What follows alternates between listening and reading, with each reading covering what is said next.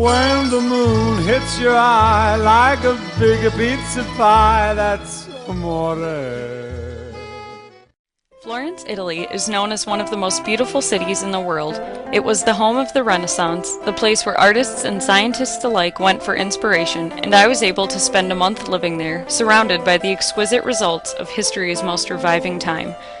Upon my arrival, it was impossible to ignore the red-roofed houses painting the Tuscan countryside in the distance, the cobblestone roads, and the high-end fashion stores littering the sidewalks. On our first day studying abroad in Florence, my roommate and I left our apartment near the river to explore. We walked slowly through the city, gazing at the small outdoor cafes and the elegant statues that held a piece of history in their twisted marble hands.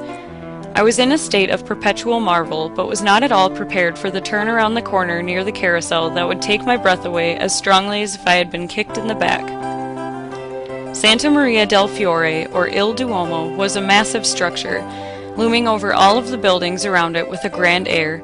The green and white marble blended together in a perfect mesh of color, with the rust-colored roof of Brunelleschi's dome providing a serene contrast.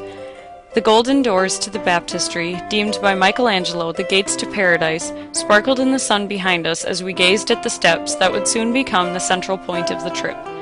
From that day on, those steps were where our class met as a group for activities, meals, and nights out on the town.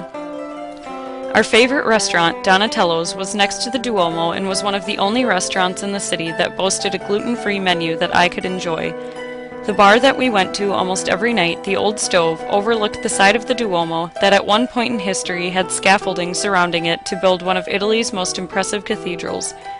The first time we saw the Jersey Shore cast, they were strolling by the Duomo and sitting down for an impromptu conversation. As time went on, the Duomo just became part of life. It remained the impressive structure that had a city surrounding it, but was no longer a subject of marvel. It was just part of Florence, the city we had come to love. Without even realizing it, I had begun to take this wonderful piece of history for granted. I thought I had seen Il Duomo in every way possible until one night a group of us walked up to Piazzale Michelangelo, a piazza that overlooks the city. Staircases that served as seating lined the piazza, which was decorated with a replica of Michelangelo's David. An acoustic guitarist sat on the stairs, playing favorites from the Beatles and Simon and Garfunkel in a voice as soothing as gelato on a hot day.